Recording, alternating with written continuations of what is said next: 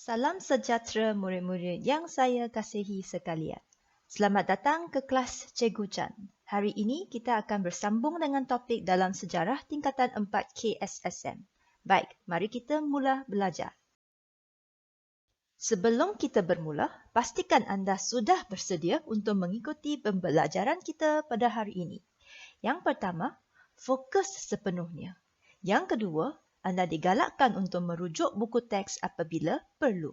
Yang ketiga, dengar isi penting dan catat sebagai nota. Dan yang terakhir, kalau ada soalan, sila tanya dalam ruangan komen di bawah video ini. Topik kita pada hari ini ialah perkembangan gerakan nasionalisme tempatan dan pendudukan Jepun. Pendudukan Jepun memberikan kesan kepada negara kita dari pelbagai aspek. Antaranya ialah kesan terhadap perkembangan nasionalisme, iaitu semangat cinta akan negara dan keinginan membela bangsa dan negara dalam kalangan penduduk tempatan. Semangat anti penjajah, iaitu menentang penjajahan dan perjuangan menuntut kemerdekaan semakin meningkat. Mari kita sama-sama lihat apakah yang telah dilakukan oleh penduduk negara kita pada masa itu. Kesan pendudukan Jepun terhadap perkembangan nasionalisme adalah dari aspek perkembangan semangat anti penjajah, iaitu menentang penjajah. Slogan Asia untuk Asia dan konsep lingkungan sekemakmuran Asia Timur Raya menekankan kebebasan negara Asia, menentukan kemajuan dan meningkatkan persaudaraan sejagat. Jepun menggunakan slogan, iaitu kata-kata yang dijadikan panduan atau pegangan sesebuah pertubuhan atau kumpulan orang untuk mendapatkan sokongan penduduk tempatan terhadap pendudukan Jepun. Slogan seperti Asia untuk orang Asia membawa semangat anti penjajah, iaitu menentang penjajahan oleh kuasa besar dari Eropah seperti British.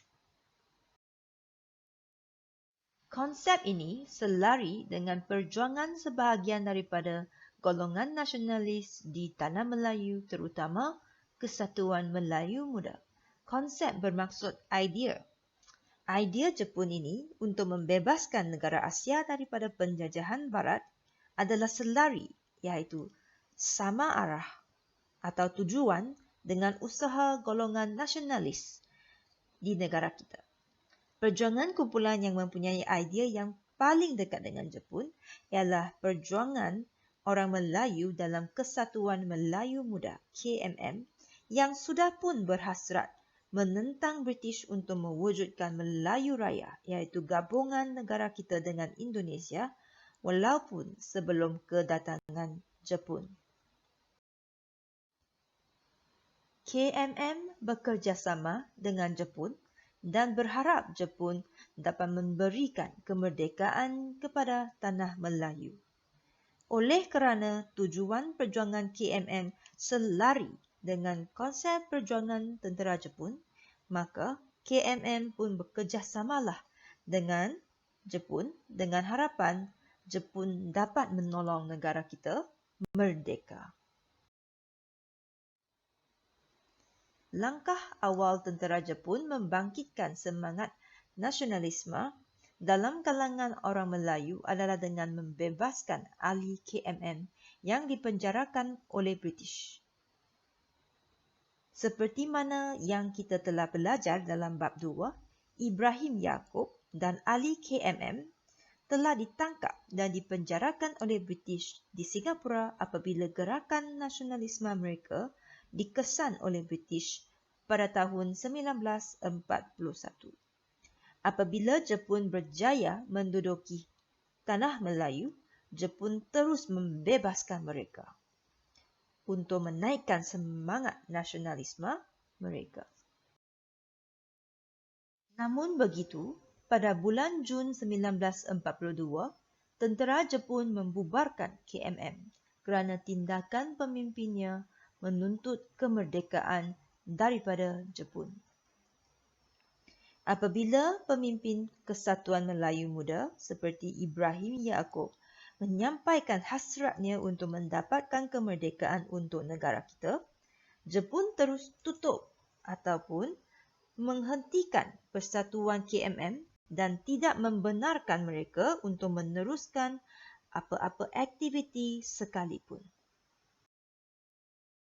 Walaupun perjuangan menuntut kemerdekaan tidak berjaya semasa pendudukan Jepun, perjuangan bagi mencapai matlamat KRIS diteruskan selepas pendudukan Jepun melalui penubuhan Parti Kebangsaan Melayu Malaya PKMM, iaitu parti politik pertama ditubuhkan selepas zaman pendudukan Jepun.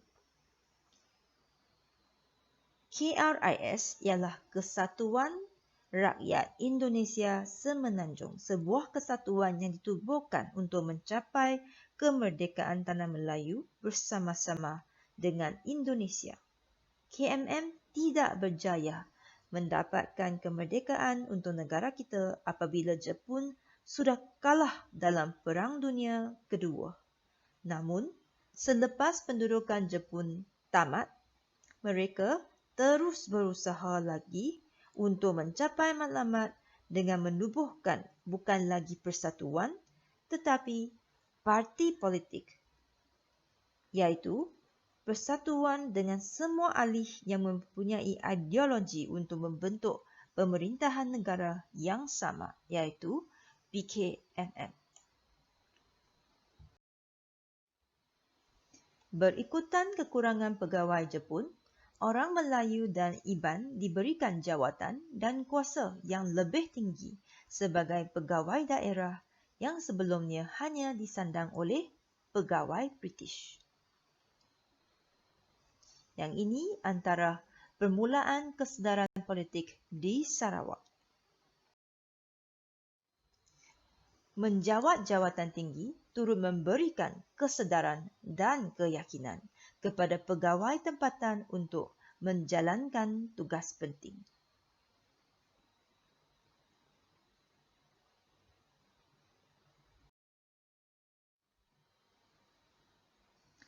Pendudukan Jepun menyuntik kesedaran berpolitik dalam kalangan masyarakat setempat di Sabah. Kedatangan Jepun menyebabkan orang Sabah mula mengetahui pentingnya mereka berusaha untuk memimpin negeri mereka sendiri. Beberapa pertubuhan ditubuhkan selepas pendudukan Jepun seperti Parti Kebangsaan Melayu Labuan oleh Tengku Noordin Abu Bakar dan Zakaria Gun berdasarkan idea Harun Aminurrashid, nasionalis Tanah Melayu. Kesedaran politik di Sabah menyebabkan orang Melayu mula menubuhkan parti politik seperti Parti Kebangsaan Melayu Labuan untuk memperjuangkan semangat nasionalisme.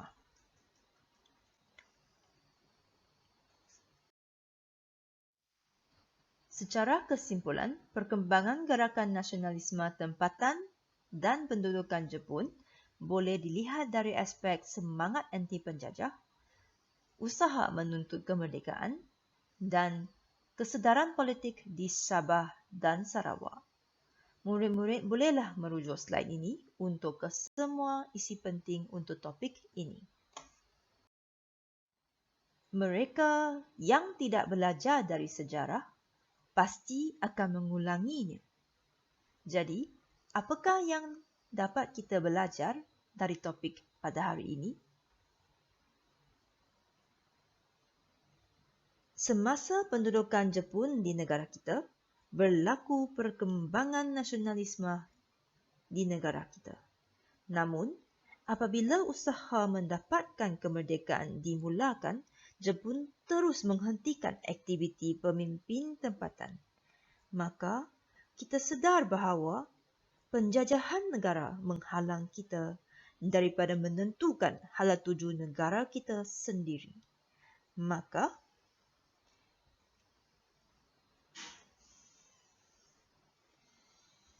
kita harus menghargai kemerdekaan negara dengan meningkatkan ilmu dan kepemimpinan diri kita supaya dapat mengekalkan kemajuan dan kedaulatan negara kita. Sudah sampai penghujung pembelajaran kita pada hari ini. Cikgu berharap pembelajaran pada hari ini dapat memanfaatkan murid-murid dalam kehidupan anda. Dengan itu, selamat maju jaya. Sekian, terima kasih.